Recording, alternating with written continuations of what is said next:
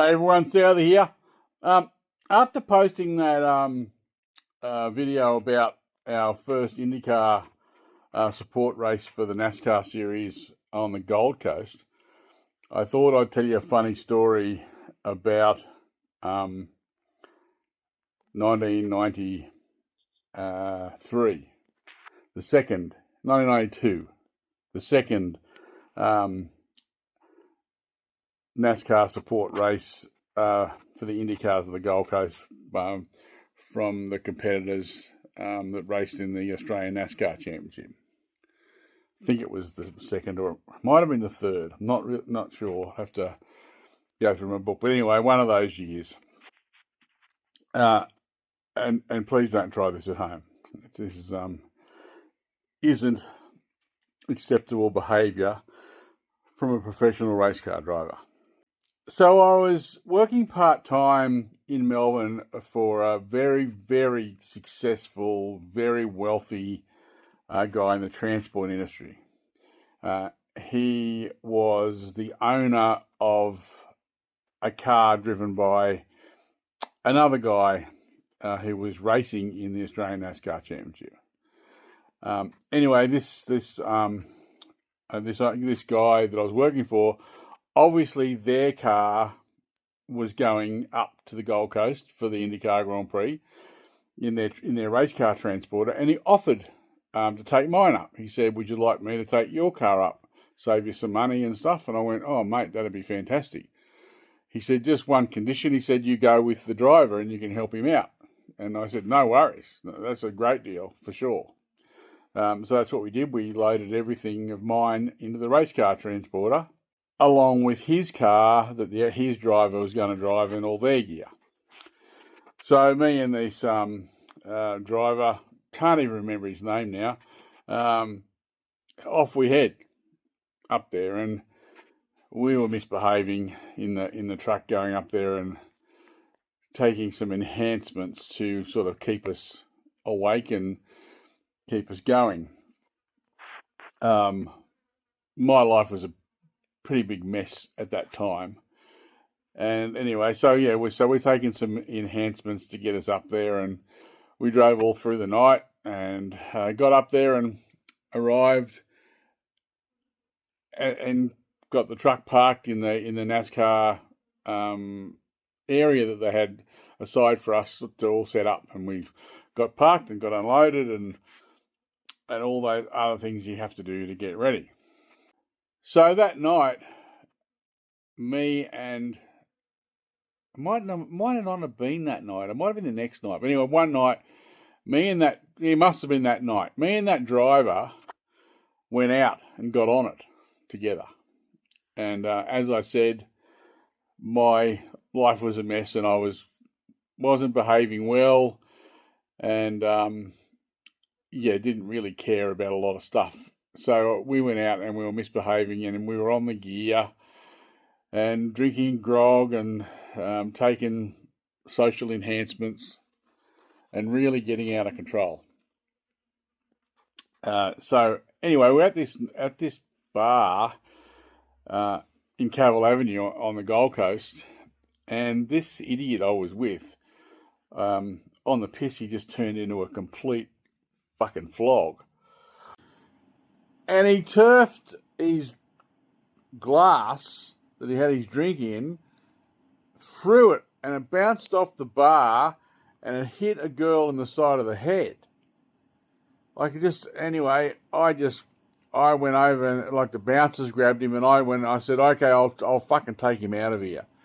So I grabbed him to take him out of the bar, and this enormous fucking bouncer, this mouldy guy, he was like fucking 6'6" and weighed fucking 160 fucking kilos, just king hit him, just fucking cracked him in the back of the fucking head.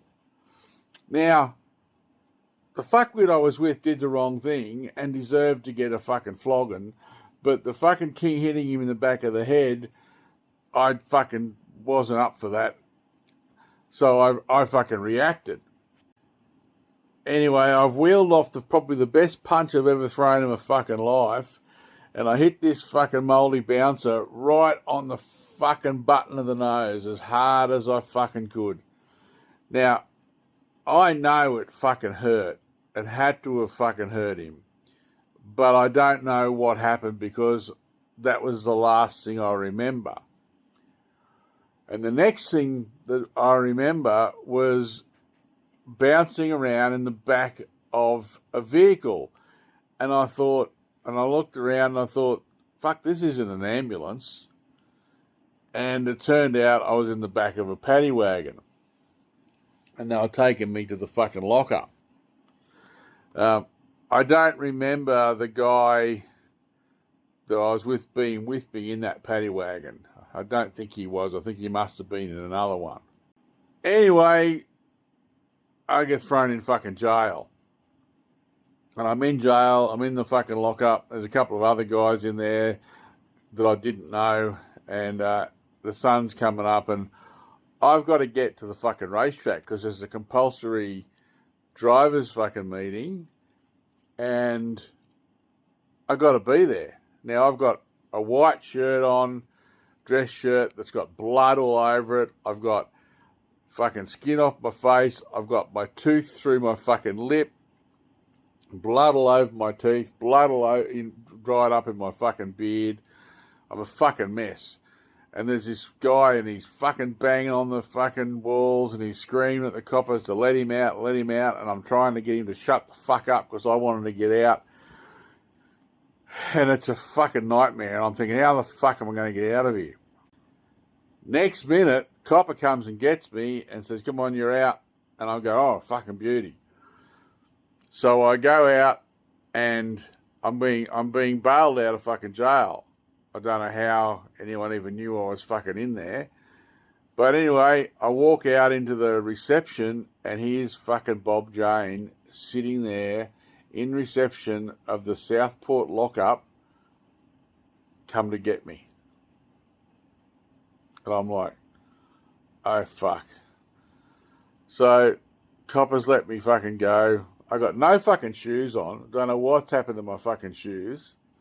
So I've got fucking pair of pants on, white shirt covered in fucking blood, and fucking Bob. And we walk out and to get in his car, and we sit in his fucking car, and I go to speak. As I go to speak, Bob says, "Don't say a fucking word." Now, we're heading back to the racetrack, and I can't go to the fucking racetrack looking like I look. And I'm saying, Bob, I need to go back to my motel and get changed. He still doesn't fucking speak to me.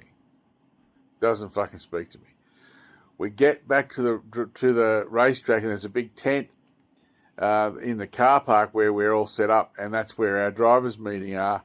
And Bob says, come with me. And we walk in, and he parades me past everyone in the fucking tent and fucking walk down the front, and he fucking points at a fucking chair in the front fucking row and just says, sit there. So here I am sitting in the drivers' meeting with my fucking blood everywhere, tooth through my lip, blood all over my face and in my beard, and no fucking shoes on, sitting in the fucking drivers' meeting for the Nascar race. Certainly wasn't the look that you'd want to portray as a professional race car driver. But, you know, you learn from your mistakes, and it was never mentioned again. Bob never said anything to me about it. I don't know how he knew I was there. I don't know who told him he was there. I did tell them at the thing that I was a fucking NASCAR driver. It made a wanker out of myself that I needed to get to the race. But anyway, cheers.